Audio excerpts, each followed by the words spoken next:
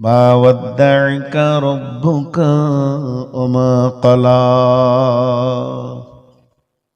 কদিন ওহী আসেনি, জিবরাইল আসেনি কদিন।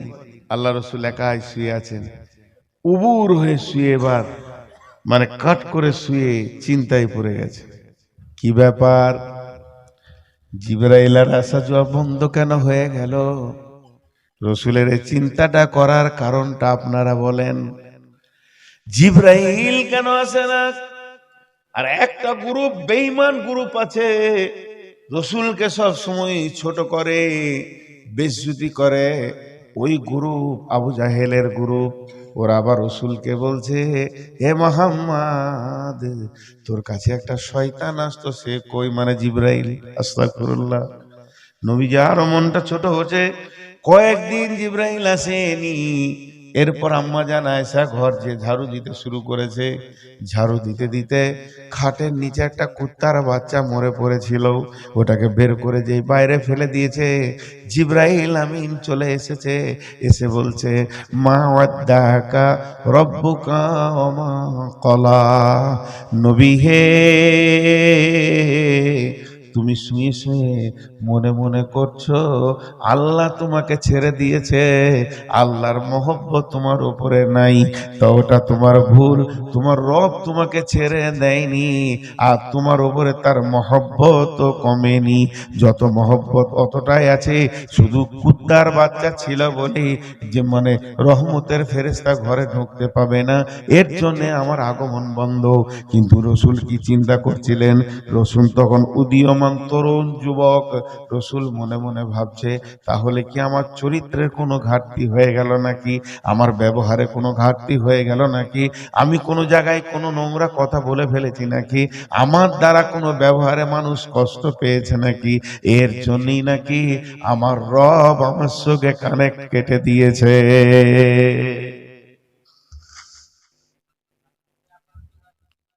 আপনি ধৈর্য ধরেন, বক্তা আমি, যা বলার বলে দিয়েছি, সর্বোচ্চ বলাটা হয়ে গেছে। এখন আর হবে না ভাই, এখন হবে, এখন হবে। যে বউ দেখেছেন ওইটাই বিয়ে করতে হবে, বাসর ঘর আর চেঞ্জ করা হয় না। কবুল করে নিয়েছে, শালিটিকে নেবো বললে হবে না, কালোটাই নিতে হবে।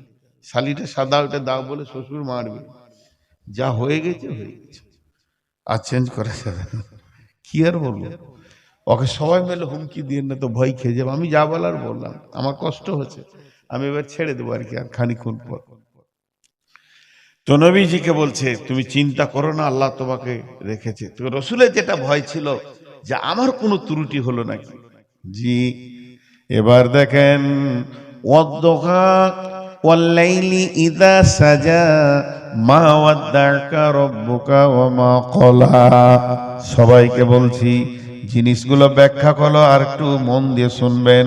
নবী হলেন অতি তরুণ যুবক, উদীয়মান, দিনের দায়িত্ব, কোরআনের দায়িত্ব দেওয়া হয়েছে। ভাবছে হয়তো আমার দ্বারা কোনো ত্রুটি হয়ে গেল নাকি। তার জন্য নবীজিকে বললেন, না না না, হে নবী, তোমার দ্বারা কোনো ত্রুটি হয়নি, আল্লাহ তোমাকে ছাড়েনি। এরপর আল্লাহ বলছেন, ওয়ালাল আখিরাতু খায়রুল লাকা মিনাল উলা। আরেকবার বলছি, ওয়ালাল আখিরাতু খায়রুল লাকা মিনাল উলা। ওয়ালাল আখিরাতু খায়রুল লাকা মিনাল উলা। হে নবী, তুমি শুনে নাও, পার্থিব জগৎ যতই সুসজ্জিত করে সাজানো থাকুক এই চরাচর, এর থেকে তোমার আখেরাত অনেক ভালো। দুনিয়া থেকে আখেরাত অনেক গুণে ভালো এবং অনেক ভালো। ওয়ালাল আখিরাতু খায়রুল লাকা মিনাল উলা। এটা কেন বললেন? এটা কেন বললেন? মানুষের চরিত্র নষ্ট হয় লোভ লালসায়। লোভ, লোভ লালসায় চরিত্র নষ্ট হয়। জি, লোভ একটা এমন জিনিস, দেখবেন খাওয়াতে মানুষের চরিত্র থালাতে বোঝা যায়, খাওয়ার থালাতে। আর কোনো ভাগাভাগি জিনিসে আর সফরে মানুষের চরিত্র বোঝা যায় যে মানুষটা কোন চরিত্রে। যদি দুদিন আমার সঙ্গে সফর করে তো বলে দেবো কোন চরিত্রের মানুষ, আর খেতে বসলে বলে দেবো। আল্লাহ মাফ করুন, আপনাদেরকে উদাহরণ দিচ্ছি, আপনারা জিজ্ঞেস করবেন না। এই জালসার মাহফিলে ঘুরছি তো দেখছি 1 পিস 2 পিস 5 পিস মাংস এনাফ একটা মানুষের জন্য। কাউকে কাউকে দেখছি খালি লোড করেই যেছে, লোড করেই যেতে, এত লোভ ওর ভিতরে। এই লোভ যদি কোনো মানুষের একবার ভিতরে ঢুকে যায়, লালসা যদি ভিতরে ঢুকে যায়, রে বোন রে আমার বেটি, ওর চরিত্র নষ্ট হবেই হবে। যদি টিউবে কাটা ঢুকে যায় তো হাওয়া বেরিয়ে যাবে, তেমনি যার ভিতরে লোভ ঢুকে যাবে ওর ভিতর থেকে সুন্দর চরিত্রটা বেরিয়ে গিয়ে নোংরা হয়ে যাবে। যেখানে সেখানে লোভ লালসার জন্যে বেশ্রুতি হবে। এর জন্য আল্লাহ নবীকে বলে দিলেন, নবীকে দুনিয়ার ব্যাপারে তুমি কোনো চিন্তা করিও না, দুনিয়া থেকে তোমার আখিরাতটা অনেক উত্তম। ফামা মাতাউল হায়াতিদ দুনিয়া ফিল আখিরাতি ইল্লা কালিল। দুনিয়ার যত সম্পদ আছে আখিরাতের তুলনায় সামান্য কিঞ্চিত। এই দুনিয়াকে বেশি তুমি গুরুত্ব দিও না। যখন দুনিয়ার গুরুত্ব তোমার কাছে বেড়ে যাবে, তোমার মতো বেহায়া আর নির্লজ্জ কেউ হবে না। অতএব তুমি কোনোদিন দুনিয়াকে গুরুত্ব দেবে না। চরিত্র দেখতে কেমন?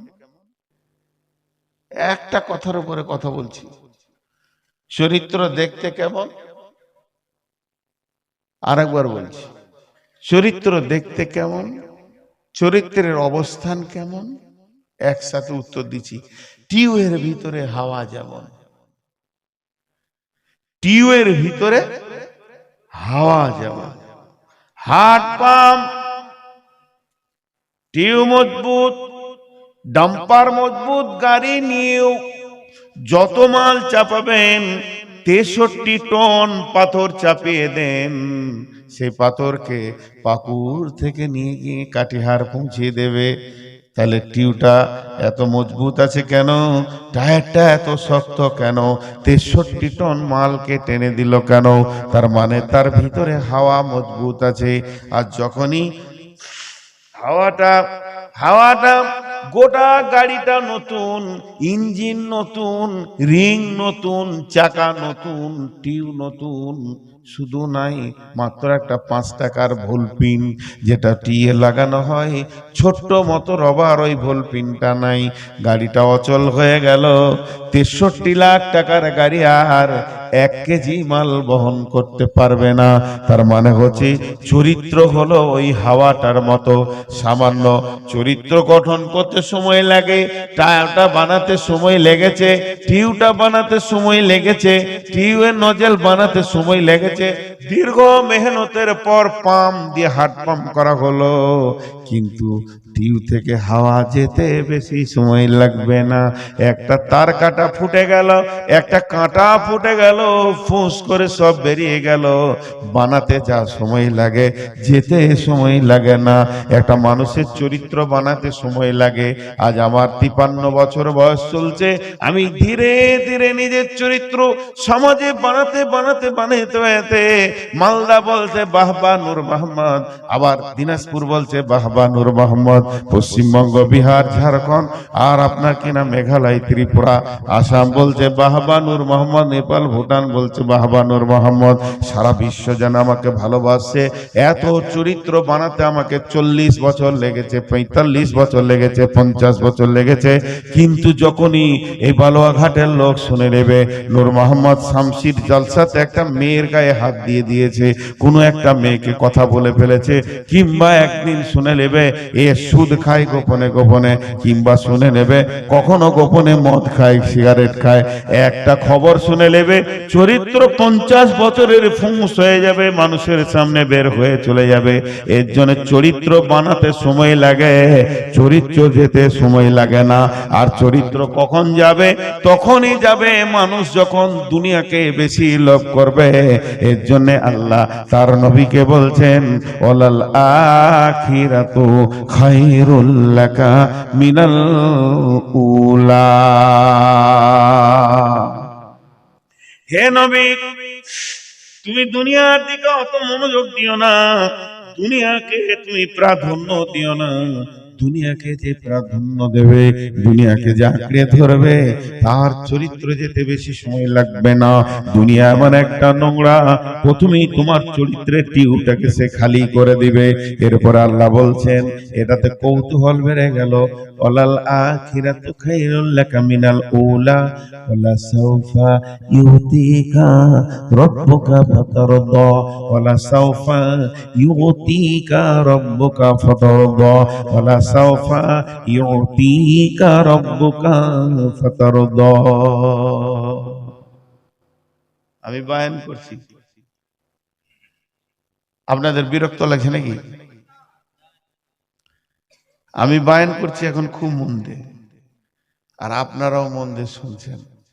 কমিটির একটা লোক খালি আমার কানে এসে এটা বলে দিল, ওয়ালা সাউফা ইউতিকা রব্বুকাটা বাদ দিয়ে এখানে বলতে হবে কমিটি ফাতারদ। মাওলানা আপনি বায়ানটা করেলেন, আপনার জন্য একটা প্রাইজ আছে কমিটির তরফ থেকে, আপনি খুশি হয়ে যাবেন দেখলে। আর বায়ানের লাইন ঠিক থাকবে, কি দিবে কি দিবে কি দিবে কি দিবে। মানুষের ভিতরে একটা আছে না ফিতরাত ইনসানিয়াত, যদি এরকম বলা হয় আর বাকিটা না বলা হয়, এমনি যদি বলা হয়, এই হাবিবুর তোমার লেগে একটা কথা শুনলাম ওই শামসিতে, বলা যাবে না। তো বেটা ছেলেরা খানিকক্ষণ ধৈর্য ধরলে, আর মেয়েদেরকে যদি বলা হয় পাগলা হয়ে যাবে। হ্যাঁ, তোমার লেগে একটা কথা শোনা না, বলা যাবে না, কি দরকার বলা, বাস হয়ে গেল। এই মানুষের ভিতরের কৌতূহলকে মানে হার্টবিটকে বাড়ানো রিপারকেশনটা, তো ওই রকম জিবরাইল এসে রসুলকে বলছেন, ওয়ালা সাউফা ইউতিকা রব্বুকা ফাতারদা। নবী হে, অতি সত্বর তোমার রব তোমাকে এমন একটা জিনিস দেবে, তুমি খুশি হয়ে যাবে। অতি সত্বর, অতি সত্বর, খুব তাড়াতাড়ি, একদম বিলম্ব নয়, লেট নয়, তোমাকে তোমার আল্লাহ আল্লাহ দেবেন। তাহলে ছোট মাল নয়, এমন মাল দেবে নবী হে, মালটা পাওয়ার সঙ্গে সঙ্গে তুমি খুশি হয়ে যাবে। আল্লাহ রাসূল মুখ ফুটে বলছে না, কিন্তু চেহারাতে বোঝা যাচ্ছে কৌতূহল লেগে গেছে, কি দিবে কি দিবে। হ্যাঁ ভাইরা আমার, তিনিও মানুষ ছিলেন, তিনি মানুষ ছিলেন। যখনই এই কৌতূহল শুরু হয়ে গেছে, আল্লাহ পর পর কি বলছেন, আলাম ইয়াজিদকা ইয়াতীমান ফাআওয়া ওয়া ওয়াজাদাকা দাল্লান ফাহাদা ওয়া ওয়াজাদাকা আইলান ফাআগনা। তিনটে কথা বলেন, আলাম ইয়াজিদকা ইয়াতীমান ফাআওয়া ওয়া ওয়াজাদাকা দাল্লান ফাহাদা ওয়া ওয়াজাদাকা আইলান ফাআগনা। নবী হে, তুমি কি ভেবেছো তোমাকে দেবে না? তাহলে বলো, প্রথম নম্বরে তুমি গুমরা ছিলে, কোন তোমার জ্ঞান ছিল না, আল্লাহ দিয়েছেন তোমাকে জ্ঞান, হেদায়েতের মালিক আল্লাহ, আল্লাহ তোমাকে হেদায়েত দিয়েছেন। তারপরে তুমি কি ছিলে? ওয়াজাদাকা আইলান ফাগনা, তুমি নিঃস্ব ছিলে, আল্লাহ তোমাকে মাল দিয়েছে, সম্মান দিয়েছে। ওয়াজাদাকা যাল্লান ফাহাদা ওয়াজাদাকা আইলান ফাগনা। আল্লাহ তাবারাক ওয়া তাআলা তোমাকে চারিদিক থেকে সম্মান করেছে। আলাম ইয়াজিদকা ইয়াতীমা ফাআওয়া ওয়াজাদাকা যাল্লান ফাহাদা ওয়াজাদাকা আইলান ফাগনা। আল্লাহ তাবারাক ওয়া তাআলা তোমাকে দেয়নি কি তুমি বলো, সম্মানে পরিপূর্ণ করে দিয়েছি। দেখেন শেষ কথাটা নিয়ে যাবেন, আপনাদেরকে বেশি বিরক্ত করব না, বলেছি তো করব না ইনশাআল্লাহ। এখানে দুটো ডিপলি কথা আছে, শুনেন। কথাটা কি? আল্লাহ তার রসুলকে বলছেন, আমি একটা উদাহরণ দিব। ধরেন আমার গ্রামে কোনো একটা ছেলেকে বলছি যে বাবা তুমি একটা কাজ করো তো, আমি বাড়িতে নাই, আমি একটা কাজে আছি, বাইরে আছি, মালদাতে আছি, তুমি আমার বাড়ির একটু হাট বাজার গুলো এনে দাও। জি, হাটটা এনে দাও, আজকে হাটবার, হাটের মালগুলো এনে আমার বাড়িতে দাও, তোমাকে 50 টাকা দিব। খুব মন দিয়ে শুনবেন,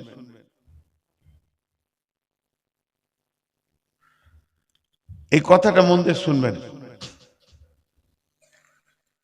ধরেন পাড়া সম্পর্কে আমার ভাতিজা, আমি মালদা চলে যাচ্ছি, তুমি এই যে পরিচিতে লেখা আছে এই মালগুলো বাজার থেকে এনে দাও, তোমাকে 100 টাকা দেব।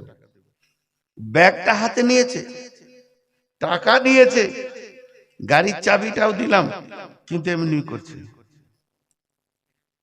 ওর মনটা কি 100 টাকাটা দিবে কিনা, আমার হাত দূরে থাক, 100 টাকাটা দিবে কিনা, এইটা ওর মনের কৌতূহল। আমি ওকে 3টে কথা তখন বলছি, এই যা তুই ঘুরে আস, টাকা তুই পেয়ে যাবি, আমি ব্যস্ত আছি।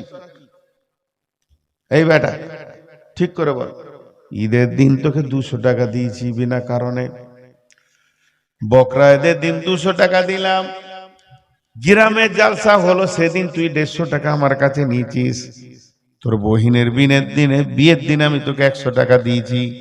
যখন এই 3টে 4টা মনে পড়িয়ে দিলাম, তখন টুকটুক করে হাটে চলে গেল। হ্যাঁ, লোকটা তো আমাকে দেয়, তাহলে এটাও আমাকে 100 টাকা দিবে। এবার হাটে থেকে মাল এনে দিল। ঠিক আমার আল্লাহ বলছেন, অতি সত্বর তোমাকে এমন জিনিস দেব নবী, হে তুমি খুশি হয়ে যাবে, তোমাকে আনন্দ করার মতো জিনিস দেব। এখনো জিনিসের নামটা বলছে না, কিন্তু রসুলের কৌতূহল বেড়ে গেছে, হার্টবিট বেড়ে গেছে। এর জন্য আল্লাহ তাবারাক ওয়া তাআলা রসুলকে বলছে, দেখ, আলাম ইয়াজিদকা ইয়াতীমান ফাআওয়া ওয়া ওয়াজাদাকা দাল্লান ফাহাদা ওয়া ওয়াজাদাকা আইলান ফাআগনা। তুমি এতিম ছিলে, আলাম ইয়াজিদকা ইয়াতীমান, তুমি এতিম ছিলে, তুমি নিঃস্ব, তোমার বাপ নাই, মা নাই, গাছের কোনো তোমার ছায়া নাই, কিন্তু আমি আল্লাহ তোমাকে এতিম অবস্থায় জায়গা দিয়েছি। শুধু তাই নয়, তুমি গুমরা ছিলে, আমি আল্লাহ তোমাকে হেদায়েতের রাস্তা দিয়েছি। শুধু এটাই নয়, তুমি ছিলে নিঃস্ব, তোমাকে আমি মাল, সম্মান, তোমাকে সৌরভ সমস্ততে ভরে দিয়েছি। তাহলে কি এটা যেটা দিব বলছি দিব না? আল্লাহ তাবারাক ওয়া তাআলা 3টে জিনিস স্মরণ করিয়ে দিলেন। এবার বলেন, আলাম ইয়াজিদকা ইয়াতীমান ফাআওয়া, এইটা তাফসীর করতে গিয়ে কি বলেছেন? আলাম ইয়াজিদকা ইয়াতীমান ফাআওয়া, ফাআওয়া বলতে কে? ওই ব্যক্তি যার নাম হলো হযরতে আবু তালেব। একটা গেল। কোন মুফাসসির বলেন ফাআওয়া বলতে সমস্ত সাহাবীর কথা বলা হয়েছে। 2 নম্বর হলো আজওয়াজে মুতাহহারাত, রাসূলের বিবিদের কথা বলা হয়েছে। তার কারণ হলো, শুনে নেন, বিশ্ব নবী যখন শিশু, ছোট শিশু, একবারে শিশু, বন্ধুরে আমার, নিজে মাথা নামো করে কাবার দিকে হেঁটে যাচ্ছে, আবু তালেব বসে আছেন কাবার পাশে। আবু তালেবের নিজের ছেলে হযরতে আলী বসে আছে আব্বার কাছে। যখনই দেখে নিলেন হযরতে আলী আমার ভাতিজা, এতিম ভাতিজা, আমার এতিম ভাতিজা নবী মুহাম্মদ হেঁটে আসছেন, তখন আবু তালেব নিজের ছেলেকে এমনি করে মাটিতে নামিয়ে দিয়ে রসুলকে কোলে বসালেন। তাহলে কত ভালোবাসতেন। শুধু তাই নয়, বিশ্বনবী খেলার মাঠে গেছেন, বাড়ি ফিরল কিনা খোঁজ কে নেবে না আবু তালেব। একদিন বিশ্বনবী আবু তালেবকে জড়িয়ে ধরে বলছেন, চাচা, এখানে যতগুলো ছেলে খেলছিল, যতগুলো ছেলে আনন্দ করছিল, তাদের মা আব্বা তাদেরকে ডেকে নিয়ে গেল। এই পৃথিবী থেকে আমার মা আব্বা নাই। আবু তালেব কোলে তুলে নিয়ে চুমা দিয়ে বলছে, বেটা, আমাকেই আল্লাহ তোমার আব্বা করেছে, আমাকেই তোমার মা করেছে, এ দায়িত্ব আমার উপরে পড়ে গেছে বাবা। এর নাম হলো আবু তালেব। একদিন বিশ্বনবী তোমায় খেলো কিনা খোঁজ নিবে কে, রাতে ঘুমালো কিনা খোঁজ নিবে কে, যে লোকটা তার নাম আবু তালেব। শুধু এই পর্যন্ত নয়, বিশ্বনবীর বিয়ে কখন হবে চিন্তা ভাবনা করা, খাদিজার সাথে বিয়ে দেওয়া, কারণ কে না আবু তালেব। তারপরে শুনেলেন বিশ্বনবী কাজ করবে কে, কি করে তার সংসার চলবে, এ ব্যাপারে চিন্তা করেছেন কে, না আবু তালেব। আল্লাহ তাবারক ওয়া তাআলা বলছেন, দেখ আমি তোর এমন একটা চাচা দিলাম, তোর জিন্দেগিতে সে আপন জনের কাজ করলো। কেউ আবার বলছে আসহাব, সাহাবীরা ওই উহুদের যুদ্ধে বিশ্বনবী দাঁড়িয়ে আছেন, এমন সময় কাফের বেঈমানেরা তীরকে রেডি করেছেন রসুলকে দুনিয়া থেকে সরিয়ে দিব। হযরতে তালহা দেখতে পেয়েছেন আল্লাহর নবীকে লক্ষ্য করে কাফেররা তীর রেডি করে ফেলেছেন। তালহা যেখানে ছিল দৌড়ে এসে বিশ্ব নবীর সামনে দাঁড়িয়ে গেলেন। বিশ্ব নবীকে উহুদের পাহাড়ের প্রান্তদেশে লুকিয়ে দিয়ে তালহা সামনে দাঁড়িয়ে গেলেন। একটা নয়, দুটা নয়, 180টা। আবার এই যে সালাফি সাহেব গেলেন, উনি আমাকে একদিন বলেছিলেন, নূর মোহাম্মদ 180টা নয়, হযরত আবু তালহা, হযরতে তালহা 280টা তীর খেয়েছিলেন নিজের দেহে। বিশ্ব নবীকে পেছনে রেখে দিয়ে সমস্ত তীরগুলো দু বাহুতে বুকে নিয়েছে, নবীজির গায়ে একটা লাগতে দেয়নি। আল্লাহ এই জায়গাটা বলছে, ও নবী মুহাম্মদ, তোর জানকে বাঁচাতে গিয়ে আমার সাহাবী এতগুলো যে তীর খেলো, ওর মিজাজটা যেই রকম যে আমি মুহাম্মদকে বাঁচাবো তবু নিজে তীর খাবো। এটা কে বানিয়েছে বল? এটা আমি আল্লাহ বানিয়েছি। এটা আমি যদি না বানাতাম, তুই ভাবিস না যে তোর কারণে, তোর ক্যাপাসিটিতে সাহাবীগুলো তোর কাছে ছিল, এগুলো আমার দান। শুধু তাই নয়, তো খন্দকের যুদ্ধে বিশ্ব নবী তাবুত এক পাশে আছেন, এমন সময় হযরতে সাদ রাদিয়াল্লাহু তাআলা আনহু এক গাদা তলোয়ার নিয়ে এলেন। তলোয়ারকে যেই ঝনক করে নামিয়েছেন, আল্লাহর নবী আঁধারে বলছেন, কে সাদ নাকি? সাদ বললেন, ইয়া রাসূলুল্লাহ, আমি সাদ এসেছি, সারা রাত্রি আপনাকে পাহারা দিব। আমার সাদের মতো লাখো প্রাণ থেকে একটা নবী মুহাম্মদের প্রাণের মূল্য অনেক বেশি, আমি সারা রাত পাহারা দিব। শুধু তাই নয়, জিহাদের ময়দানে তুই যখন, আয় নবী, তুমি যখন উঠতে পারছিলে না, পাথরের উপরে মহড়া দিতে পারছিলে না, হযরতে তালহা তোমার পায়ের নিচে শুয়ে গিয়ে বলেছিলেন, ইয়া রাসূলুল্লাহ, আমার বুকে পা দিয়ে আপনি উঠে যান। এই যে মিজাজগুলো আমি বানিয়েছি, আবু বকরের মিজাজ, উমরের মিজাজ, এক কথা যত সাহাবী তোমাকে জানের থেকে ভালোবেসেছে, এই মিজাজটাকে তৈরি করেছে, তাদের মনটাকে তৈরি করেছে নবী হে, এর পেছনে আমি আল্লাহর কি কোনো মেহনত নাই। ওয়াজাদাক দাল্লান ফাহাদা ওয়াজাদা আইলান ফাগানা আলাম ইয়াজিদকা ইয়াতীমা ফাআওয়া। তোমাকে যে ঠিকানাগুলো আমি দিয়েছি, থাকার জায়গাগুলো দিয়েছি, যারা তোমার পেছনে এসে মেহনত করে তোমার জান বাঁচিয়ে বাজি রেখে দুনিয়া করেছে, সেই সাহাবীগুলোকে তুমি কি ভুলে গেছো নাকি? তাহলে এখন আমি বললাম, তোমাকে অতি সত্তর একটা জিনিস দিব, খুশি হয়ে যাবে, এত কেন তোমার কৌতূহল তৈরি হলো? একটা হলো আবু তালেব, একটা হলো সাহাবী। আবার কেউ বলছেন না, আল্লাহর দেওয়া উপহার হলো বিবিরা। যতগুলো নবীর বিবি ছিল সব বিবিগুলো আল্লাহর তরফ থেকে দেওয়া একটা এক একটা গুণান্বিত। তাহলে একটা বিবি এমন ছিলেন যে জীবনে সতীনের মুখ দেখেনি, সেই বিবিটার নাম হলো আম্মা জান খাদিজা। রসুলের যৌবনকালের সাথী, রসুলের সব থেকে একনিষ্ঠ সাথী একটাই বিবি ছিলেন। আল্লাহ নবী মত পর্যন্ত ভুলতে পারেননি, তিনি পৃথিবী থেকে চলে গেছেন। আম্মা জান আয়েশা একদিন বর্ণনা করছেন, বিশ্ববাসী রে, আমরা নবীজির মুখ থেকে খাদিজার নাম এত বেশি শুনতাম, এত বেশি শুনতাম, ওকে সতীন হিসেবে কোনোদিন দেখিনি। কারণ খাদিজা যতদিন বেঁচে ছিলেন বিশ্ব নবী দ্বিতীয় কোনো বিয়ে করেননি। ওই খাদিজা আল্লাহ রসুলের কাছে এত প্রাণ প্রিয়া বিবি ছিল যে আমার এত বর্ণনা করতেন, খাদিজা আমার এমন, খাদিজা আমার এরকম, খাদিজা আমার এই করেছে, খাদিজা আমার ওই করেছে, খাদিজাকে আল্লাহ সালাম দিয়েছেন, খাদিজাকে জিবরাইল সালাম দিয়েছেন। আমি ঘরে হিরাতে যখন 6 মাস কেঁদেছিলাম, প্রতিদিন খাদিজা আমার খাবার পৌঁছে দিত।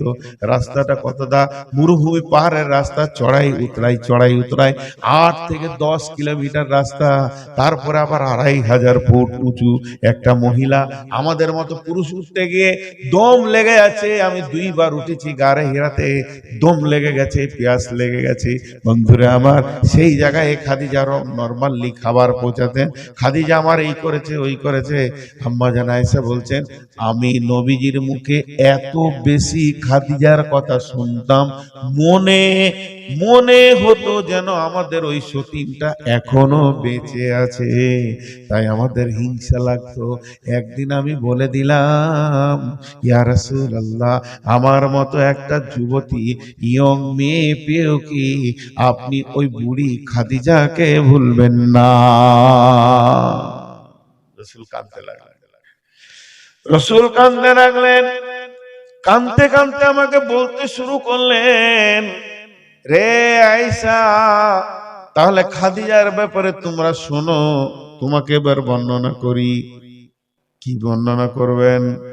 বললাম, আবু তালেব একদিন চিন্তা করছে ভাতিজার বিয়ে দিতে হবে, আর একটা কাজ খুঁজে দিতে হবে। ছেলেটাকে এতিম অবস্থায় নিয়ে তিলে তিলে এত বড় হলো, খালি একটা বউ আর একটা কাজ হলেই আমি বেঁচে যাব। আর কতদিন ওকে নিয়ে বুড়া হাড়ে মানুষ করব? কাজ খুঁজছে। একজন এসে বললেন, আবু তালেব, তোমার ভাতিজাকে কাজ দিবে, একটা কাজ পাওয়া যাবে। কোথা গো? বলে, ওই খাদিজা নামে একটা মেয়ে আছে, বিধবা, জমিদার ফ্যামিলির মেয়ে, রাজ ফ্যামিলি, বড় টাকাওয়ালা, ওর ব্যবসা আছে। ওই ব্যবসা ও কন্ট্যাক্টে দিবে, কাপড়ের ব্যবসা, ওর কাছে বুঝে নিবে মাল, আবার দেশ বিদেশে বেচে আসবে, ও লাভটা নিবে, ওকে দিবে, ই নিবে, একটা হিসাব করে ও ব্যবসা দেয়। ঠিকই নাকি? বলে হ্যাঁ। সকালবেলায় উঠে বলছে, বেটা মোহাম্মদ, তোকে নিয়ে একটা কাজ খুঁজে আসি। চলে গেলেন। কোথা গেলেন? খাদিজার ঘরে। খাদিজাকে দিয়ে বলছে, আবু তালেব, বেটি খাদিজা রে, কি তো আমি তোমার কাছে এসেছি, একটা খবর পেলাম, আমাকে কেউ খবর দিলে তুমি নাকি কন্ট্রাক্টের লোককে ব্যবসা দাও। এই দেখো, এই ছেলেটাকে চিনো কি চিনো না? এটা আমার ভাতিজা, আব্দুল্লাহর বেটা, আমার ভাইয়ের বেটা। ভাইটাও মরে গেছে, ভাবিটাও মরে গেছে, দুজনাই নাই। এতিম আমি মানুষ করছি, ওর ভাই বোন কেউ নাই, আমার কাছে মানুষ হচ্ছে, এখন অনেক বড় হয়ে গেছে। তোর একটা কাজ তুমি দিবে, তুমি দিবে? যদি দাও তো এই ছেলেটা দুটি রুজি রুটির ব্যবস্থা হয়ে যেত। তো খাদিজার এবার ফিলিংসটা দেখেন। খাদিজা কথা বলছেন আবু তালেবের সঙ্গে, কিন্তু দৃষ্টি আছে মুহাম্মদ সাল্লাল্লাহু আলাইহি সাল্লামের দিকে। আর রাসূলুল্লাহ সাল্লাল্লাহু আলাইহি সাল্লাম তখন ঘাড় নিচু করে বসে আছে। ছোট থেকে আদব বলা ছিল, চকবক চকবক চারিদিকে তাকাবে এরকম ছিল না, মহিলার দিকে তাকাবে এরকম ছিল না, মাথা নামু করে আছে। চাচা কথা বলছে, ও আমরা মাথা নামু করে বসে আছে। সে যুগে তো পর্দা ছিল না। খাদিজা তৌরাতের হাফিজা ছিলেন। আগের কিতাব তৌরাত ইনজিলের হাফিজা ছিলেন, গোটাটা মুখস্থ ছিল। শুধু তাই ছিল না, খাদিজা ব্রেনিয়ান ছিলেন, কতটা ও তফসির পর্যন্ত জানতো। ওখান থেকে শুনেছে, ও নিজে পড়েছে, একটা মোহাম্মদ নামে নবী আসবে, তার চেহারাটা এরকম হবে, চুলগলা কুঁচকানো কুঁচকানো হবে, নাকের আগালটা হালকা টাড়া হবে, চেহারা উজ্জ্বল বর্ণ হবে, চাপা ভুরু হবে, চেহারাটা দেখতে বড় সুন্দর হবে। খাদিজা রসুলের চাচার সঙ্গে কথা বলছে, আর ব্রেনে তৌরাতের সঙ্গে ইনজিলের সঙ্গে রসুলকে মিলিয়ে মিলিয়ে দেখছে, মনে হচ্ছে যেন এটাই নবী হবে। কথাটা ক্লিয়ার হলো না, ওর মনটা খালি বলে হতে পারে, খুব ক্লিয়ার নয়। খাদিজা কথা দিলে, হ্যাঁ দিব, ওকে কাজ দিব, কাল সকালে পাঠিয়ে দেন, ও কাজ করবে। বিশ্বনবী সকালে গেলেন, কাজের নিয়তে বেরিয়ে গেলেন। খাদিজা বড় একটা কাপড়ের বট গাঁটকে তৈরি করে সুন্দর করে বেঁধে বললেন, মোহাম্মদ যাও, তুমি বাণিজ্যে বেরিয়ে যাও, এগুলো ব্যবসা করে নিয়ে এসো, তারপরে যেটা লাভ হবে তোমার আর আমার। এইবার আল্লাহর নবী যখনই বেরিয়ে যাবেন, মাইসারা বলে একটা যুবককে ডাকলেন খাদিজা, যে বললেন, মোহাম্মদ এই মাল তোমাকে বহন করতে হবে না, এই মালকে বহন করার জন্য আমি তোমাকে একটা গোলাম দিছি, গোলামটা সঙ্গে নিয়ে যাও। গোলামটা সঙ্গে নিলেন মাইসারাকে, এবার চলে গেলেন। ঘুরতে ঘুরতে ঘুরতে ঘুরতে নবীজি শামে পৌঁছে গেলেন।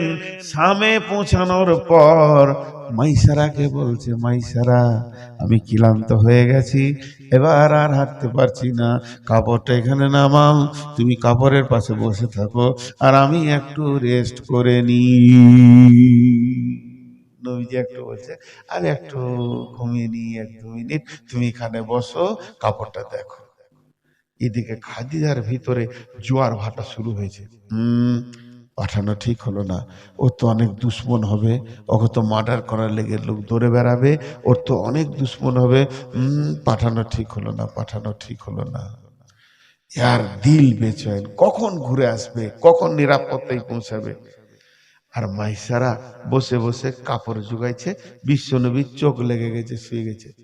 একটা দল পেরিয়ে গেছে ওইদিকে, জি খ্রিস্টানদের দল, খ্রিস্টানদের দল ওইদিকে পেরিয়ে গেছে। আর ওদের যেটা পোপ, পোপ মানে হচ্ছে পাদরি, আরবিতে বলে হিব্রু, মানে আমাদের যেমন আলিম, ওদের ওই রকম বড় আলিম একটা খ্রিস্টানদের পেরিয়ে গেছে। আর ওর পেছনে গাদা শিষ্য যেছে, যেতে যেতে যেতে যেতে থমকে দাঁড়িয়ে গেল রসুলকে দেখে, এমন করে দাঁড়িয়ে গেল। ওর যাওয়াটা যেন হঠাৎ ব্রেক হয়ে গেল। যেই ব্রেক হয়ে গেল, যে ওই পোপ জিজ্ঞেস করছে, এই তোর নাম কি রে, তোর নাম কি? ওই যুবকটাকে, আমার নাম মাইসারা। ও এটাকে, ওর নাম কি? বলে ওর নাম হচ্ছে মোহাম্মদ সাল্লাল্লাহু আলাইহি ওয়াসাল্লাম। ও তোরা কোথা থেকে এসেছিস? মক্কা থেকে। এই মাল কার? মাল খাদিজার। ও মহিলা সবাইকে ব্যবসা দেয় লাভের ভাগাভাগিতে, তো ওই মোহাম্মদ সাল্লাল্লাহু আলাইহি সাল্লাম ওর ম্যানেজার, ওর ব্যবসা, ওর ভাগাভাগিতে লাভ ব্যবসা করতে এসছি, আমি এসছি মাল বহন করার লেগে। পোপ বলছে, ঘুমাতে দিস না, ওকে উঠিয়ে এনে আর শাম সিরিয়াতে থাকিস না, সোজা মক্কা ফিরে চলে যা। আমি যেটা বুঝছি, আমার জ্ঞান দিয়ে এটাই শেষ নবী হবে। ওর চেহারা বলছে এটা আখিরি পয়গাম্বর হবে। আর যদি জানতে পেরে যায় এখানকার দুশ্মনেরা ওকে মেরে দেবে রে, তুই সোজা নিয়ে চলে যা মক্কা। বিশ্বনবী উঠলেন, চলো দেশে ফিরবো। ফিরে যখন আসছে, খাদিজার কাছে গিয়ে উঠলো, মালগুলো ভাগাভাগি করে দিল, যেটা করে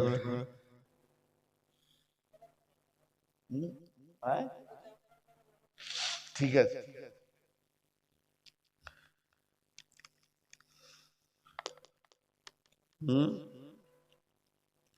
মা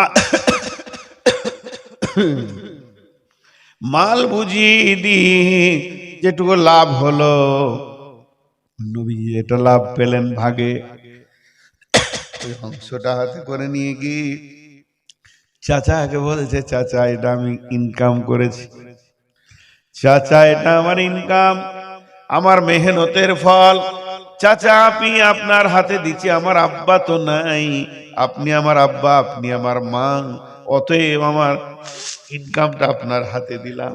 বিশ্ব নবীর ইনকামটা পেয়ে আবু তালেব খুশিতে যেন কেঁদে ফেলছে, খুশিতে চোখের পানি। আমার ভাতিজা ইনকাম করতে শিখেছে, আমার ভাতিজা ইনকাম করতে শিখেছে, ভাতিজা আমার টাকা বানাতে শিখেছে, ভাতিজা আমার ইনকামের যোগ্য হয়ে গেছে। এবার পাড়াওয়ালা গাঁওয়ালাকে বলছে একটা বউ খুঁজে দে, ভাতিজা আমার ইনকাম করে একটা বউ খুঁজে দে, বিয়ে দিয়ে দিব, সংসার বানিয়ে দিব, আমি এবার বেঁচে যাব, বউ খুঁজে দে। লোক বলছে ঠিক আছে খুঁজে দিব। এরই মধ্যে খাদিজা ওইদিকে মাইসারাকে নিয়ে বাড়িতে বসে বলছে, বল একটা মানুষের চরিত্র, একটা মানুষের চরিত্র সফরে বোঝা যায় লোকটা কেমন। মাইসারা বলছেন, মালিকিন এত সুন্দর চরিত্রের লোক জীবনে দেখিনি, কি ভদ্র, কি মিষ্টি কথা, কথার মধ্যে কি গাঁথুনি, কি ভদ্র। মালিকিন 2 নম্বর ওই লোকটাকে আমি একটা খেয়াল করেছি, যত মরুভূমিতে আমি হেঁটেছি চারিদিকে গাছপালা নাই, কিন্তু এত প্রখর রোদের ভিতরেও আল্লাহর কি মহিমা, যেন একটা মেঘের ছায়া আমাদের সঙ্গে থেকেছে, এটা আমি দেখেছি, নিশ্চয়ই লোকটাকে আল্লাহ ভালোবাসে। মালিকিন 3 নম্বর খবরটা লাও, ওকে নিয়ে আমি শাম দেশে এক জায়গায় আরাম করছিলাম, উনি শুয়েছিলেন, আমি কাপড়গুলো নিয়ে বসেছিলাম, আর একটা খ্রিস্টানদের পোপ বলল নিয়ে চলে যা মক্কাতে, এই ছেলেটা নবী হবে। তখন খাদিজার যেটা ডাউট ছিল ওটা পূর্ণ হয়ে গেল, জি এটাই নবী। খাদিজা একবার ভাবছে, যুবক তো তরুণ যুবক, বয়স তো 24, বয়স তো 25, আর আমি হলাম 40 বছরের বুড়ি, আমাকে বিয়ে করবে কি না? বিয়ের মানসিকতা তৈরি হলো। একবার মনে মনে করে প্রস্তাব দিই, একবার করে আবার পেঁচিয়ে আসে, না প্রস্তাব দিব না, না একবার প্রস্তাব দিই, এত দামি মানুষের পায়ের নিচে যদি জীবনটা কাটাতে পারি আমি খাদিজাও ধন্য হয়ে যাব। খাদিজা প্রস্তাব দিলেন, নাফিসা বলে একটা মেয়েকে দিয়ে, যাও রসুলের চাচার কাছে যাও, মোহাম্মদের চাচাকে বলে এসো আমি খাদিজা রাজি আছি, মোহাম্মদ রাজি আছে কিনা। বিশ্ব নবীকে যখন এই প্রস্তাব পৌঁছালো, আল্লাহ নবীকে ডাকছে ওর চাচা, বেটা মোহাম্মদ, মোহাম্মদ রে বেটা, আয় বাবা আয়, আয় বস। বসালেন, বসানোর পর বলছে, বেটা খাদিজার তরফ থেকে তোকের বিয়ের প্রস্তাব এসেছে। বিশ্বনবী হ্যাঁ বললেন না, বিশ্বনবী নাও বললেন না, বিশ্বনবী হ্যাঁ বললেন না, না বললেন না, বরং মাথাটা হালকা নামিয়ে একটু মুচকে হাসলেন। এটাই দেখে আবু তালেব বুঝে নিলেন বেটা আমার রাজি আছে। তখনই আবু তালেব বলে দিলেন, নাফিসা রে খাদিজাকে রেডি হতে বলো। একটা দিন ধার্য করে আবু তালেব নিজে খুতবা পড়ে বিয়ে পড়িয়ে দিলে। এখনকার বাপ মাদের একটা ডিউটি শেষ হয়ে গেছে, বউ খোঁজা ডিউটিটা শেষ, ছেলেরাই খুঁজে দিচ্ছে না জি ভাই। খুব দামি দিন চলে এসছে, আর লজ্জা করার কিছু নাই, বিয়ের আগেই চলাফেরা, উঠা বসা, ফোন করা, গল্প করা, হাট বাজার ঘোরা, মেলাতে ঘোরা বিয়ের আগেই শুরু হয়ে গেছে। খালি যদি একবার শুনতে পাই যে ওর সঙ্গে আমার বিয়ে হবে, জি ভাই সেই যুগটা কেমন ছিল। এত ট্যালেন্টেড মানুষ, পৃথিবীর অদ্বিতীয় মানুষ, সে এত লজ্জা, তা বলল বিয়ে হয়ে গেল। এতদিন ছিল ম্যানেজার, এতদিন ছিল বাড়ির কাজের ম্যানেজার, এবার নবী মুহাম্মদ সাল্লাল্লাহু আলাইহি ওয়াসাল্লাম হয়ে গেল বাড়ির লোক। খাদিজা সাহিলেদেরকে বললেন, ঘর সাজাও, ঘরকে তৈরি করো, আমার সঙ্গে আমার নবস্বামীর আলাপ পরিচয় হবে, যেটাকে বাসর ঘর বলে। তোমরা সাজাও। বান্ধবীরা সাজালেন, বিশ্ব নবীকে ডাকা হলো। বিশ্ব নবী বাসর ঘরে বসে আছেন। আম্মা জান খাদিজা প্রথম স্বামীর সঙ্গে আলাপে যাচ্ছেন। এর আগে খাদিজার একটা স্বামী মারা গেছে, একজন তালাক দিয়েছে। খাদিজার তৃতীয় নম্বর পড়েছে নবী মুহাম্মদ সাল্লাল্লাহু আলাইহি সাল্লাম। কিন্তু নবীজির জীবনে প্রথম মহিলা আম্মা জান খাদিজা। এবার খাদিজা যখন গিয়ে দেখছেন নবীর মুখ যেন ভারাক্রান্ত হয়ে রয়েছে। এমনিতেই মেয়ে ছেলেরা একটু বেশি কথা বলে। খাদিজা মুখ খুলে দিলেন, ইয়া মুহাম্মদ, তুমি আমার অধীনস্থে কাজ করেছো, আমার কাছে ব্যবসা করেছো, আমার ব্যবসা থেকে তুমি কিছু করেছো বা দিন দুনিয়া করছো, এর জন্য আমার প্রস্তাবকে প্রত্যাখ্যান করতে পারোনি। আমায় যে প্রস্তাব পাঠিয়েছি বিয়ের, ওটাকে না বলতে পারোনি। মনে হয় যেন তুমি আমার মতো বুড়িটাকে অন্তর থেকে মেনে নিতে পারোনি। যদি মেনে নিতে, আজকে তোমার মুখ কেন এত ভারাক্রান্ত? আল্লাহর নবী বলছেন, না না খাদিজা, তুমি যেটা ধারণা করছো ওটা নয়, ওটা ছেড়ে দাও। আমার ধারণা ওটা নয়। আমি বলছি কেন মুখটা আমার ভারাক্রান্ত। এক নম্বরে, আজকে আমার বিয়ে হয়েছে, আজকে আমার মা নাই। মা যদি থাকতো কত খুশি হতো। আজকে আমার আব্বা নাই, আমার মা নাই, আব্বা নাই। চাচা বিয়ে দিয়েছে। শুধু তাই নয়, আমি ছাগল চড়িয়ে ব্যবসা করে ক টাকা করেছি। আমি যখন আপনার অধীনস্থে কাজ করেছি, অনেক বড় বড় রাজপুত্ররা বিয়ে করতে চেয়েছে, এ খবর আমার কাছে আছে। তারা শত শত ভরি সোনা তোমাকে দিত, চাঁদি তোমাকে দিয়ে সাজিয়ে নিয়ে যেত। আমি একটা এমন গরিব এতিম হতভাগা যে তোমাকে আমি অলংকার দিতে পারিনি। এই লজ্জায় আমার মাথা যেন নাম হয়ে রয়েছে। আম্মা জান খাদিজা বললেন, ও নবী মুহাম্মদ, তখনও নবী হয়নি। আমি বলছি, ও মুহাম্মদ স্বামী আমার, এটাই যদি আপনার সত্য কথা হয়ে থাকে, তাহলে আমার কথা শুনতে হবে। তো বলছে, আমার কথা হলো, আমি একটা রাজ ফ্যামিলির মেয়ে, আমার মালের অভাব নাই। তবে আমি এখনই দাঁড়িয়ে দাঁড়িয়ে প্রস্তাব দিচ্ছি, আমার সমস্ত উট দুম্বা, আমার যত ঘোড়া ছাগল বকরি আছে, শুধু তাই নয়, সোনা দানা যা আছে, স্থাবর অস্থাবর যত জমি জায়গা আছে, সমস্তকে এক্ষুনি আমি আপনাকে দান করে দিলাম। শুধু মাল তো দূরের কথা, জমি জায়গা টাকা পয়সা তো দূরের কথা, ইভেন আমার বডিটাও দান করে দিলাম।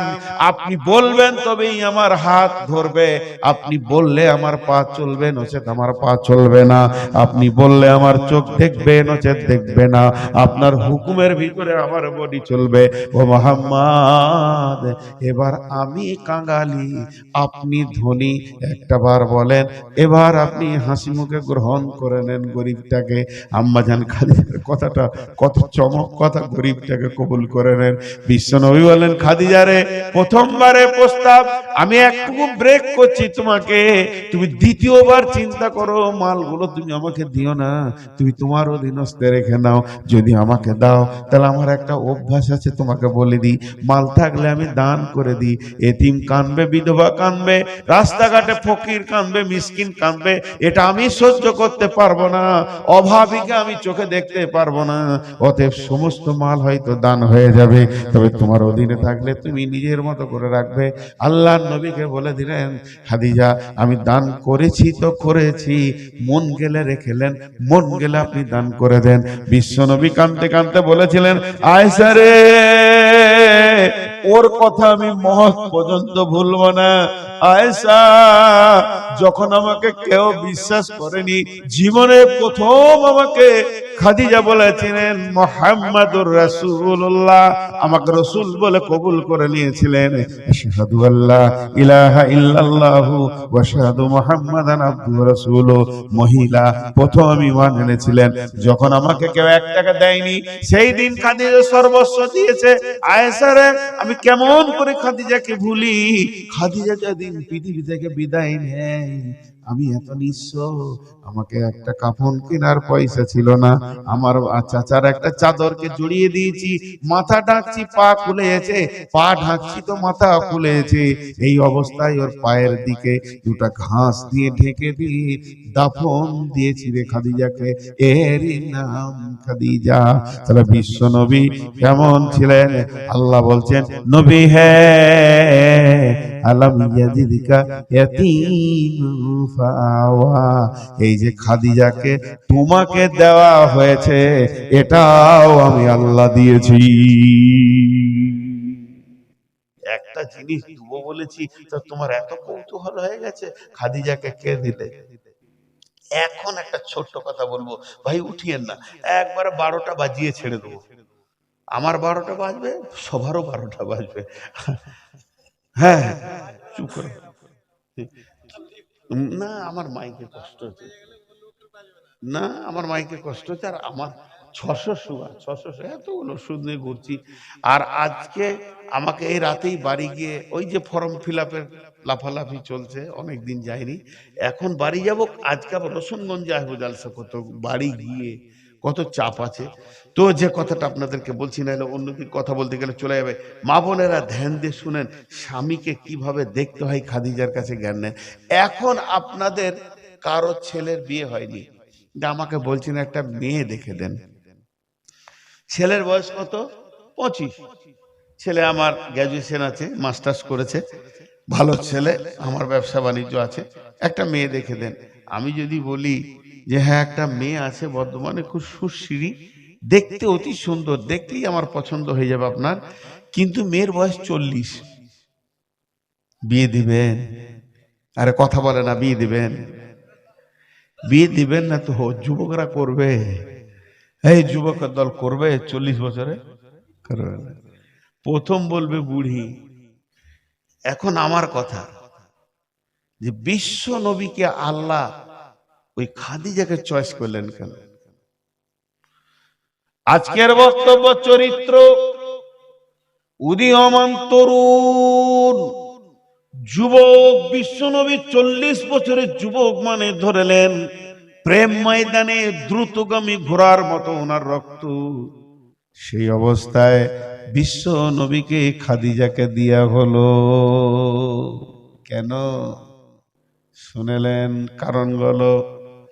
1 নম্বর হলো খাদিজা সেই জামানার বিশ্ব সুন্দরী ছিলেন, বার্ষিক দৃষ্টিতে অত সুন্দর মহিলা কেউ ছিল না।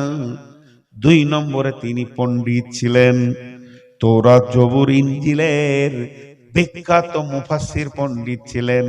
3 নম্বর মালি ক্ষমতা ছিল, রাজ ফ্যামিলির মেয়ে, ওকে দেখে কাফের মুশরিকরা খানিক ভয় খেত। বিশ্ব নবীকে এই জন্যে আল্লাহ তাবারাক ওয়া তাআলা চয়েস করলেন খাদিজাকে। 3 দিকে কাজে লাগবে। একদিকে আমার নবীর যৌন চেতনাকে তিনি মিটাবেন, যৌন চাহিদা মিটাবেন, অতি সুশ্রী মেয়ে। 2 নম্বরে মালিক ক্ষমতার কাজে লাগবে, দিনের কাজে লাগবে।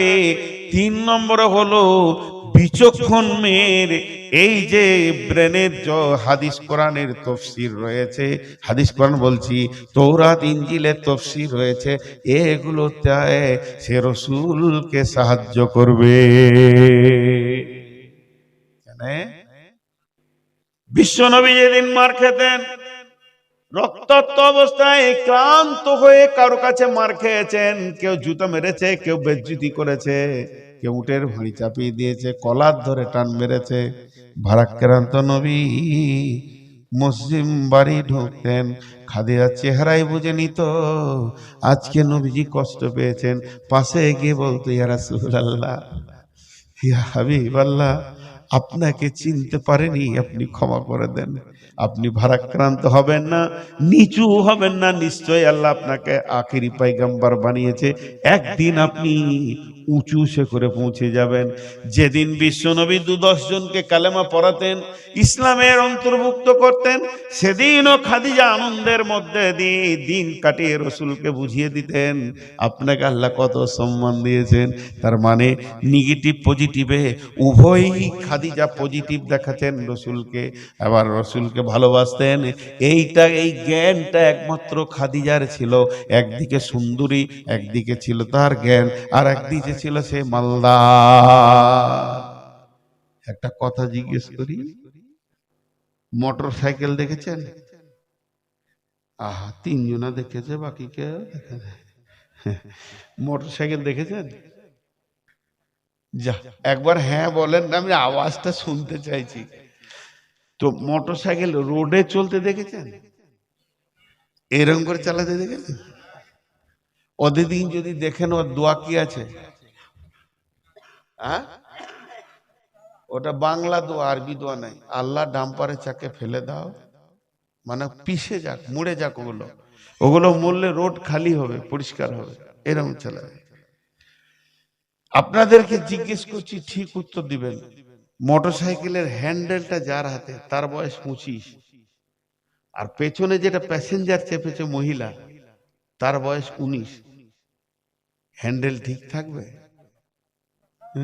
হ্যাঁ, ও যদি চালায় 80-তে, পেছন থেকে আর খানিক পাওয়ার দিবে, আরো তোলো, তাড়াতাড়ি যেতে হবে। হবে কি হবে না? আরে হিন্দি গান বলেন একটা, শুনি তাও।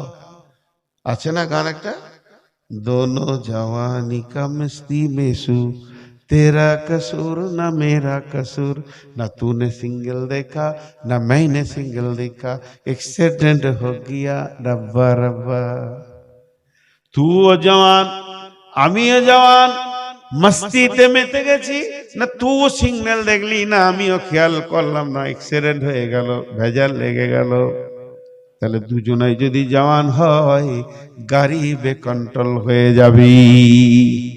এবার বলেন, মোটরসাইকেলের হ্যান্ডেল যার হাতে, তার বয়স 24-25, পেছনে বসে আছে বড় বুবু কিংবা খালামা কিংবা ফুফু বসে আছে, তার বয়স হলো 40। একটু আগে বাড়লি বলবে এই থামা, আসতেছ, বলবে না? মার্কেটে লোক আছে, আসতেছ, একে কাবু করবে। আল্লাহ তাবারাক ওয়া তাআলা দেখলেন আমার নবী উদীয়মান জওয়ান, আমার নবী স্পিরিট বেড়ে যেতে পারে, কোন ক্ষেত্রে বেসামাল কথা বলে দিতে পারে। পেছনে প্যাসেঞ্জারটা যদি 40 বছরে না দিই, ওকে কন্ট্রোল করার মতো কেউ থাকবে না। যদি 27 বছরে, যদি 12 বছরে একটা যুবতী দিয়ে দিই, বেকন্ট্রোল চলবে আমার রসুল। এর জন্য খাদিজাকে দিয়ে দিলেন। একদিকে রসুলের চরিত্রকে তিনি ঢেকে রেখেছিলেন, তিনার যৌন ক্ষুধাকে মিটিয়ে, যৌন চাহিদাকে মিটিয়েছিলেন একদিকে, একদিকে জ্ঞানের ভান্ডার দিয়ে রসুলকে সাহায্য করেছিলেন, আর একদিকে মালি সাহায্য করেছিলেন। খাদিজা একবার যদি বলতো কে রে, আয় তোকে দেখে নিব, কাফেররা অন্তত ভয় খেয়ে যেত। এর জন্য আল্লাহ তাবারাক ওয়া তাআলা রসুলের চরিত্র গঠন করার জন্য সুন্দর করে আম্মা জান খাদিজাকে দিলেন। এবার চলেন একটু আগে বাড়ি। রসুলের বয়স যখন 45 বছর, আম্মা জান আয়েশার জন্ম হয়। রসুলের বয়স যখন 52 বছর, অর্থাৎ আম্মা জান আয়েশার বয়স যখন 7 বছর, তখন বিবাহ, বৈবাহিক বিবাহে আবদ্ধ হন, বন্ধনে আবদ্ধ হন। রসুলের বয়স যখন আপনার কিনা 54 বছর, আম্মা জান আয়েশার বয়স তখন 9 বছর, সেদিন তেনাদের বাসর ঘর হয়। রসুলের বয়স যখন 63 বছর, আম্মা জান আয়েশার বয়স তখন মাত্র 18। এখনো 18 বছরের মেয়ে পাওয়া যাবে যার বিয়ে হয়নি। বিশ্ব নবী চিরদিনের মতো চলে গেলেন, আর আল্লাহ আয়াত নাজিল করে দিলেন, নবীদের বিবিরা কিয়ামত পর্যন্ত মুসলমানের মা আর মায়ের সাথে সন্তানের বিয়ে হবে না। কোন সাহাবী বলে ফেলেছিলেন রসুলের সামনে, ইয়া রাসূলুল্লাহ, আপনি মরে গেলে আম্মা জান আয়েশাকে বিয়ে করব। আর তখনই আয়াত নাজিল করে দিয়ে চিরদিনের মতো রসুলের বিবিরা আমাদের মা, আম্মা জান খাদিজা, আম্মা জান আয়েশা, আম্মা জান হাফসা, আম্মা জান সাউদা, আম্মা জান আপনার কিনা এইভাবে এক একটা নবীর বিবিরা আমাদের মা ছিলেন। চিরদিনের জন্য বিয়ে হারাম হয়ে গেল। এবার বিশ্ব নবী বিবি আয়েশা 18 বছর বয়সে বিধবা হলেন। এবার বলেন, একটা 52 বছর যুবকের সঙ্গে 7 বছরের মহিলাকে আল্লাহ চয়েস করেছেন। আল্লাহ নবী বলছেন, আয়েশা রে, তোমাকে আমি তিনবার স্বপ্নে দেখেছি। জিবরাইল আমার কোলে দিয়েছেন। আমি বললাম, জিবরাইল এটা কি? নবীজি বললেন, জিবরাইল বলেন, ইয়া রাসূলুল্লাহ, এটা আপনার বিবি আয়েশা। আমি মুখটা খুলে দেখলাম তুমি আমার বিবি হবে, এটা আমি স্বপ্নে দেখে নিয়েছি। আম্মা জান আয়েশা, তিনি এমন একজন বিচক্ষণ মেয়ে, 9 বছর বয়সে বাসর ঘরে গেলেন। কিন্তু বাসর ঘরে যেদিন যান, তাহলে রসুল আম্মা জান আয়েশার ব্রেনটা একবার দেখেন কত মেজরিটি হয়েছে। দুটো পুতুল নিয়ে চলে গেছে। আপনাদের দিকে মেয়েরা আগেকার যুগে ছিল, এখন কিনতে পাওয়া যায়, এই কাপড়কে, পুরাতন কাপড়কে পুতুল বানাতো, মানে না যে খেলা করতো, মাটির বানাতো। এখন পুতুল কিনে পাওয়া যাচ্ছে, ডল কিনে নিয়েছে, ছেলেরা খেলছে। তো ওই পুতুল কিনতো, যে দুটো পুতুল হাতে করে বাসর ঘরে গেছে। হ্যাঁ, আম্মা জান আয়েশা একদিন ধুলো বালি নিয়ে খেলছে, বিয়ে পড়ানো হয়ে গেছে তখন 7 বছরে। রাস্তায় ধুলো নিয়ে খেলছে, গোটা গায়ে ধুলো আছে। আবু বকর রাদিয়াল্লাহু তাআলা আনহু দেখে ফেলেছেন যে আল্লাহ রসুল আসছেন আর আমার বিটি খেলছে। তো এই নোংরা দেখলে বিবিকে তো খারাপ লাগবে, যতই হোক বিবি। তো আম্মা জান আয়েশাকে বলছে, মা উঠো, ঘর যাও, হাত মুখগুলো ধুয়ে লাও, রসুল্লাহ সাল্লাম আসছে, তোমার বিয়ে দিয়েছি, ওটা আমার জামাই হলো, তোমার স্বামী হলো, যাও। ছোট তো, 7 বছরের মেয়ে কি বুঝবে? বাড়িতে গিয়ে মাকে বলছে, মা আমাকে ভালো করে কাপড় চোপড় গুলো সাফ করে আমার মুখ হাত ধুয়ে দাও, আমার স্বামী আসছে। আব্বা বললো, সাজিয়ে দিল। আল্লাহ রসুলের কাছে ডাইরেক্ট গিয়ে আসসালামু আলাইকুম। তা আল্লাহ রসুল বলছে, তো তুমি খুব খেলতে ভালোবাসো না? তোমাকে সব সময় দেখি তুমি খেলা করো, তোমার তো কোনো কাজ নেই, তুমি খেলা করো। বলছে, হুজুর আমি শুধু খেলতে পারি না, দৌড়তে পারি, দৌড়তে পারি। আল্লাহ রসুলের হাত ধরে দৌড়েছিলেন। আল্লাহ রসুলের টান মারলেন, আসেন আমি দৌড়বো। তা আল্লাহ রসুল আম্মা জান আয়েশাকে খুশি করার জন্য দৌড়লেন। হাজি ভাই, ছোট ছেলের পা, তাও রসুলের সঙ্গে পারবে না। যেহেতু বড় বড় বিজ্ঞানীরা বলছেন, যারা গবেষণা করেছেন, ইসলামী চিন্তাবিদ, যে আল্লাহ রসুলের শরীরে 360টা সৈন্যের ক্ষমতা ছিল। কটা সৈন্য? 360টা। কাউকে একবার থাপ্পড় মারলে ওকে 14 মানে চর ঘুরিয়ে দিত, সেই নবী। তা আল্লাহ রসুল আম্মা জান আয়েশাকে খুশি করার জন্য একটু ঢিলা দিলেন, আর আম্মা জান আয়েশা এগিয়ে গেল। তো টানা দিয়ে দিয়ে কথা বলেছিল, বিশ্ব নবী হেরে গেল, আমার সঙ্গে পারলে না, আমার সঙ্গে দৌড়ে পারলে না, যেমন ছোট ছেলেরা বলে। রসুল সব শুনলেন। একদিন বিশ্ব নবী সফর থেকে ফিরছিলেন, জিহাদের সফর ছিল, চাঁদনি রাত, সমস্ত সাহাবীরা রয়েছেন, আম্মা জান আয়েশাও রয়েছেন রসুলের সঙ্গে। আম্মা জান আয়েশা রাসূলুল্লাহ সাল্লাল্লাহু আলাইহি ওয়াসাল্লাম বলেন, ও সাহাবীরা তোমরা আগিয়ে যাও, তোমাদের মায়ের সঙ্গে আমার একটু প্রয়োজন আছে। সাহাবীরা সব আগিয়ে গেলেন। আল্লাহ রসুল বললেন, রে আয়েশা, একদিন তুমি আমার হাতটা ধরে আবদার করেছিলে, আমি তোমার সঙ্গে ধরেছিলাম, আজকে আমি আবদার করছি, তুমি আমার সঙ্গে ধরো। তখন 18 বছরে, 17-18 বছরে হেমসিম হয়ে গেছে, মা আমাদের পরিপূর্ণ শরীরে হয়ে গেছেন। এবার দৌড়বে কি করে? দৌড়তে গিয়ে আল্লাহ রসুল আগে বেড়েছে। আল্লাহ রসুল সেই দিন কিন্তু আর মৌকা দেয়নি, দৌড়ে আগে চলে গেছে। এবার আল্লাহ রসুল তো বলবে তুমি হেরে গেলে, কারণ আল্লাহ রসুল একদিন শুনেছে, আজকে আম্মা জান আয়েশাকে শুনতে হবে। যে আল্লাহ রসুল বলতে আছে তুমি হেরেছে, আম্মা জান আয়েশা কত চালাক ছিলেন, বলছে ড্র হয়ে গেল, একদিন আমি জিতেছি, একদিন আপনি জিতেছি, কোনো কথা বলা যাবে না, ভেজাল হয়ে গেল। এই ছিলেন আম্মা জান আয়েশা। আম্মা জান আয়েশা কেমন ছিলেন? বাসর ঘরে পুতুল নিয়ে চলে গেছিলেন। আল্লাহ, আম্মা জান আয়েশা কেমন ছিলেন? হযরত আলী কে হচ্ছে? আম্মা জান আয়েশা হযরত আলীর কে হচ্ছে? কথা বলে না, শাশুড়ি। তখন থেকে ভুল শুনছে। আম্মা জান আয়েশা রসুলের বিবি, আর হযরত আলী ফাতেমার স্বামী, ফাতেমা হলো রসুলের বেটি, তাহলে শাশুড়ি হচ্ছে না। হযরত আলী বলছেন, কোন একটা ঘটনাকে কেন্দ্র করে, লম্বা ঘটনা, সেদিকে আমি যাচ্ছি না, শুধু এতটুকু বলছি। আল্লাহ নবী হযরত আলীকে বলছেন, আলী রে, তোমার শাশুড়ি সম্পর্কে তুমি কিছু বলো।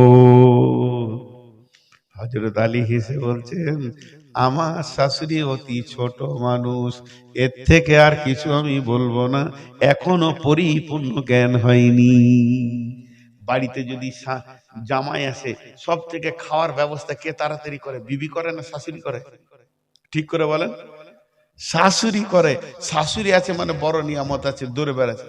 হযরত আলী বলছেন, আমি আপনার ঘর বেড়াতে গেছি, আমার শাশুড়ি মা আয়েশা আমাকে রুটি বানিয়ে খাওয়াবে, এর জন্য তাড়াহুড়ো করে রুটি নিয়ে বসেছে। রুটি এমনি করে গুনছে, এমনি করে আটাটা টিপতে টিপতে হাঁটার ভিতরে হাত ভরে দিয়ে ঘুমিয়ে গেছে। ছোট মানুষ তো, ওইদিকে বকরিতে আটা খেছে। তাহলে কেমন শাশুড়ি? একদিকে আমার শাশুড়ি আটা মানে গোঁদে আটাকে মাখায়, আর একদিকে ময়দা মাখায়, একদিকে বকরিতে খায়, এটা আমার শাশুড়ি। কিন্তু আপনাদের কাছে আমার প্রশ্ন, এই 9 বছরের 7 বছরের মেয়েটাকে 53 বছরের যুবকের সঙ্গে আল্লাহ কেন পছন্দ করলেন? বলেন। 53 বছরের যুবক আর 9 বছরের মেয়ে, এটা সাজমান হয়েছে? কেউ মেয়ের বিয়ে দিবে এরকম? আরে হ্যাঁ না বলেন, দেবে? কোন মেয়ে করবে? জি না। এখানেও লুকিয়ে আছে চরিত্র। কেন? ধ্যান দেন, যারা 50-55 ঊর্ধ্বে যাদের এখানে বসে আছেন, ছোটদেরকে বলছি না, ছোটরা বাদ, আপনারা এখন এক পাতা কোরআন শরীফ মুখস্থ করে দিতে পারবেন? দুটো কবিতা মুখস্থ করতে পারবেন? আপনারা পারবেন কি পারবেন না জানি না, আমি নিজে পারি না। এখন যদি একটা আয়াত মুখস্থ করতে থাকছে না, সকালে করছি বিকেল, ওই জন্য কোরআন শরীফ কাছে নিয়ে নিয়ে দেখে দেখে দেখে দেখে এখন কথা বলছি, মনে থাকে না, সব ভুলে যায়। তাহলে আল্লাহর নবী এবার এখানে আল্লাহ দেখলেন রসুলের একটা কচি বিবি চাই। ওই যে বাচ্চা ছেলেগুলো বসে রয়েছে, ওদেরকে মুখস্থ করিয়ে দেন, মত পর্যন্ত ভুলবে না। আলহামদুলিল্লাহ, আমি আব্বার পাশে শুয়ে শুয়ে মুখস্থ করেছিলাম। আব্বা বলতেন, আমি তোতা পাখির মতো বলতাম, আজও ভুলিনি। গভীর রাত্রে যদি ঘুমিয়ে থাকি আর উঠিয়ে দিয়ে যদি বলেন নূর মোহাম্মদ একবার আলহামদুলিল্লাহ বল, ঘুমের ঘরে বলে দিব, এতটুকু ভুল হবে না, চিন্তা হবে না। কেন? ওটা কাঁচা বেরেনে মুখস্থ করেছি। তাহলে কাঁচা বেরেনে সব কিছু মনে থাকে, বুড়া বেরেনে মনে থাকে না। থাকে? জোরে বলেন, থাকে?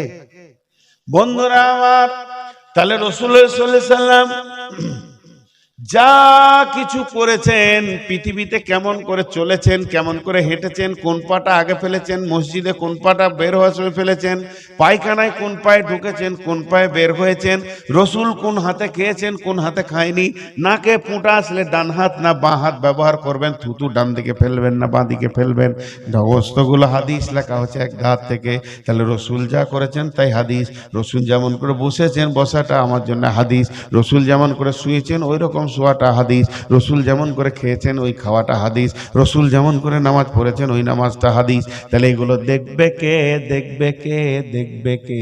এগুলো দেখবে সাহাবীরা দেখবে। রসুল কেমন করে হাত বেঁধেছেন, কেমন করে অফায়দান করেছেন, কেমন করে রুকু করেছেন, সাজদা করেছেন, রসুল কেমন ভাবে ঘোড়াতে চেপেছেন, কে দেখবে? গাদা সাহাবী হাতে দুই চোখে দেখেছেন। রসুল কোন দোয়া পড়েছেন, রসুল কেমন করে হজ করেছেন, গাদা সাহাবী দেখেছেন, কেউ দেখতে বাকি নাই।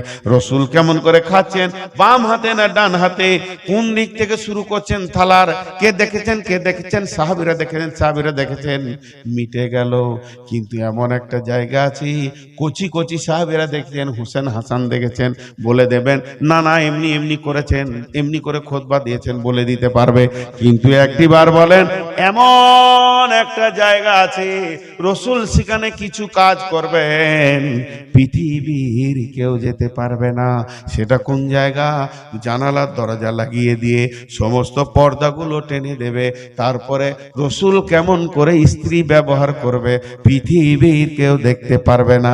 কারণ ওখানে আবু হুরায়রা যাবে না, আবু জার যাবে না, মুআজ বিন জাবাল যাবে না, জাবের যাবে না, জুবায়ের যাবে না।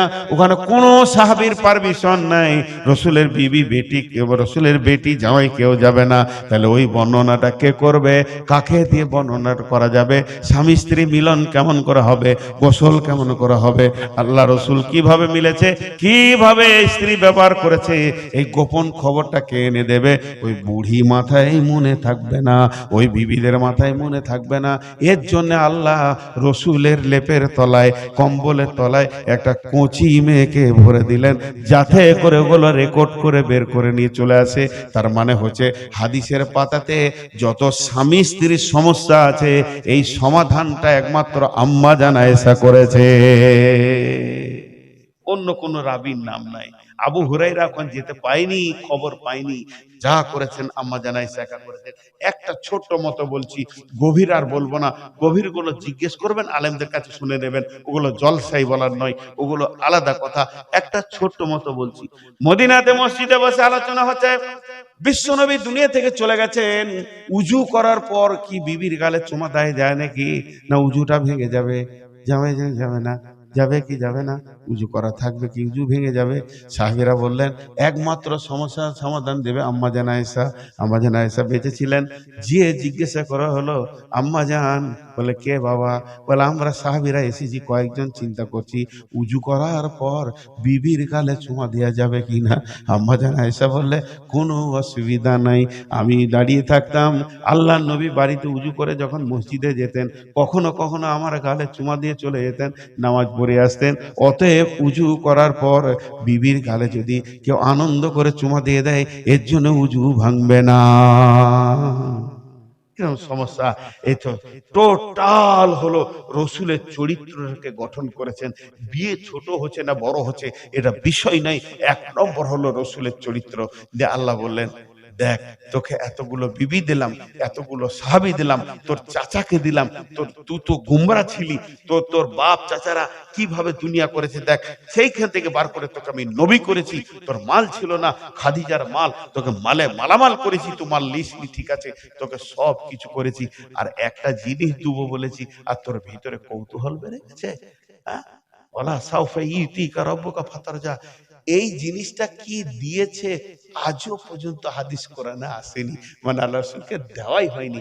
হাজি ভাই, এই গায়ের লোক বলছে নূর মোহাম্মদ তোকে একটা জিনিস দেব, আমি স্টেজ থেকে নামলাম, পেশাব করলাম, বাথরুম গেলাম, মুখ ধুলাম, উজু করলাম, চা খেলাম, গাড়িতে চাপলাম, গা থেকে বেরিয়ে বালু মোড় চলে গেলাম, মালদা ছেড়ে দিয়ে মুর্শিদাবাদ ঢুকে গেলাম, তখনও পর্যন্ত কিছু দিলেন আমাকে, এরপরে দিবে? আর ভরসা করা যায় গাকে? এরপরে দিবে?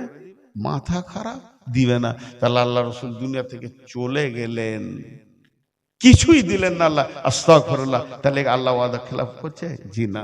তো সিরে লিখছেন আল্লাহ তো বলেছেন অতি সত্তর দেবো তুমি খুশি হবে, ওয়ালা সাউফা ইউতিকা রাব্বুকা ফাতারদা, নবী হে অতি সত্তর তোমাকে কিছু আমি দিব, তুমি খুশি হয়ে যাবে। এই কথাটা যদি আমরা শুনি, যদি ঈমান থাকে তো খুশিতে আনন্দ হয়ে যাবেন। ওটা এখন বাকি আছে। অতি সত্তর বলতে আল্লাহ কিয়ামতকে বুঝিয়েছেন, কিয়ামতের দিনে তোকে প্রাইজ দেব, তোকে খুশি করে দিব, তার মানে তোর উম্মতদেরকে আমি জান্নাতে ভরে দিব। নবী তুই খুশি হয়ে যাবি, এটা আমি এখন তোর কাছে ঋণী হয়ে আছি। একবার কিয়ামতের মাঠে চোখের পানিতে কাঁদবি, ইয়া রাব্বি উম্মতি তোকে খুশি করব, তোকে আমি হাসাবো, তোকে আমি আনন্দ দেব, কষ্ট দেব না রে। হে আমার নবী, তোর উম্মত গুলোকে তোর সাথে জান্নাতে পাঠিয়ে দেব, ওদের কিনে আনন্দ করবি, এর থেকে বড় প্রাইজ তোর জন্যই হতে পারে না। কত বড় আল্লাহ মেহেরবান। যাই হোক ভাই।